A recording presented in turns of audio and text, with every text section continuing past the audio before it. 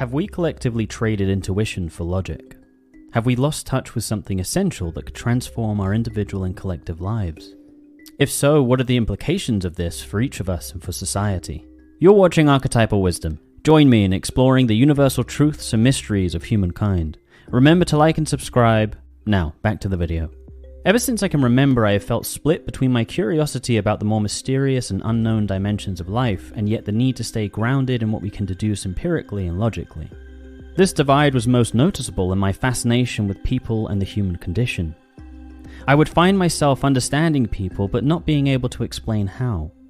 For some reason, I could understand their motivations and behavior. This was often the case even if the person themselves was unaware of their own motivations. However, when asked, I couldn't exactly give a direct answer as to how I had come to my conclusions. I noticed that despite often being accurate in my perceptions, not being able to explain them logically made them far easier to dismiss, which frankly was a frustrating experience. In fact, this facilitated my analytical mind. I wanted to understand how I had come to these conclusions.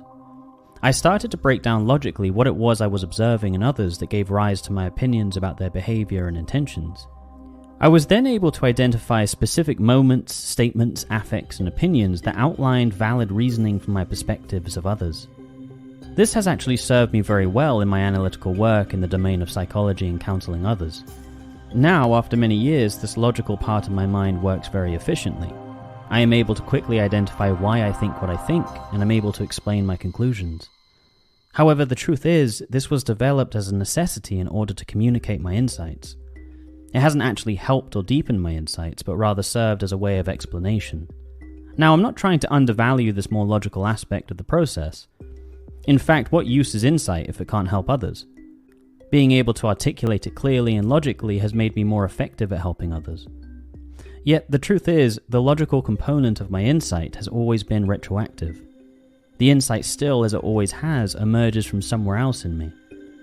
It will come forth unexpectedly as a kind of knowing or strong feeling. This split in my experience has made the work of Iain very compelling. His work speaks to the right and left hemispheres of the brain. In his book, The Master and His Emissary, he unpacks the role of both hemispheres. The left hemisphere is understood as focusing on details. It is good at abstraction and proficient in logic and reasoning. Its approach to the world is linear and segmented. The right hemisphere, however, is much more broadly vigilant. It deals in metaphors, understands the nuances of social interactions, and remembers faces. It understands what is implicit and unspoken. What's so interesting about his thesis is it states that actually the right hemisphere is supposed to be leading. This is because it inherently understands the broader context and scope of the world. It has the big picture. Therefore, the left hemisphere is supposed to assist the right. McGilchrist uses a great analogy of a bird looking for a seed in order to eat. The seed sits upon a vast expanse of small pebbles. The left hemisphere is the bird's ability to track and distinguish its food against that complex backdrop. However, the right hemisphere is taking in its entire surroundings to make sure the bird doesn't become something else's food. He makes the case that in Western culture the left hemisphere has usurped the role of leader. This suddenly helped me make sense of what I had been experiencing my whole life. This implicit knowledge that only seemed relevant if I could explain a nice neat equation of how I came to my understanding. Again, clearly both hemispheres are critically important, and the left's attention to detail has produced many incredible things. However, what the right hemisphere was doing so brilliantly couldn't be contended with directly. I learned that if I had an intuition, people often needed it to be grounded in a linear fashion. In other words, it had to be communicated in a way that appeased the left hemisphere in order for it to be taken seriously. This reveals the degree to which people are captured by the dominance of the left hemisphere of the brain. It needs constant appeasing, and anything that steps outside of its narrow territory threatens it. From my perspective, this seems to slow down the process of the right hemisphere tremendously. As I mentioned earlier, McGilchrist states that the right hemisphere should be the one leading. The left is supposed to be its helper. From this perspective, it's stunning to imagine the type of incredible insights that could have come forth in the world if the right hemisphere had been allowed to lead. In fact, some of the most influential minds of history were clearly leaning on the right hemisphere. Einstein is a great example of this. He was incredibly imaginative. In fact, he famously stated that he would imagine something and then try to prove or disprove his imaginative theory. This is a perfect example of the left hemisphere being the assistant to the right. Einstein intuitively imagined how he thought the laws of the universe worked, the right hemisphere, and then he retroactively tried to make sense of this within the established structure of science, left hemisphere. This is the way in which McGilchrist states we should be operating. Einstein working this way led to a revolutionary understanding of the world with his theory of relativity. Carl Jung worked in much the same way and in fact stated explicitly that the debt humanity owes to imagination is enormous.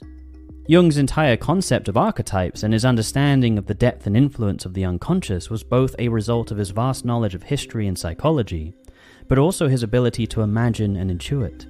His theory of archetypes was formed from observing many repeating characters and stories across the world, despite them having no contact with one another. He hypothesized that they were symbolic reflections of universal psychological instincts that exist in all of us. He was able to synthesize an enormous degree of information from across the world and thousands of hours of his own clinical experience and see the holistic connection.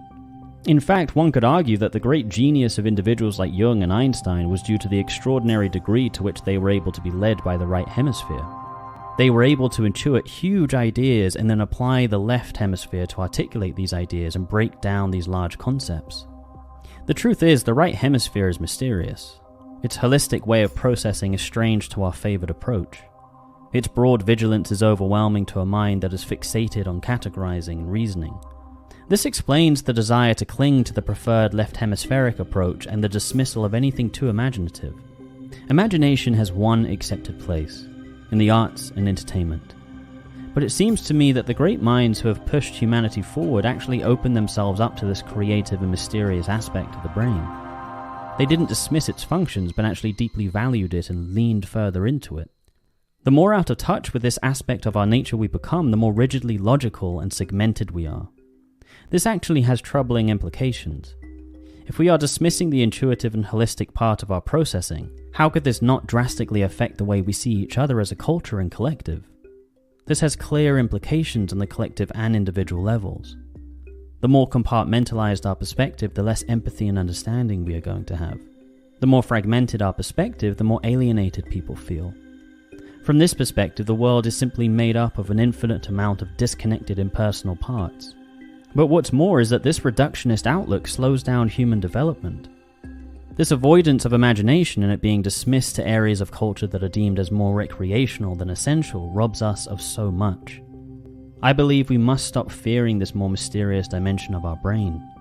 How dull the world becomes if we are bound by what we already know. Imagination is far more than just a creative exercise. Without it, we wouldn't have the depth of knowledge and innovation we enjoy today. In fact, it is essential if we are to continue growing and developing as individuals and as a collective. You've been watching Archetypal Wisdom. Remember to like and subscribe. Stay wise.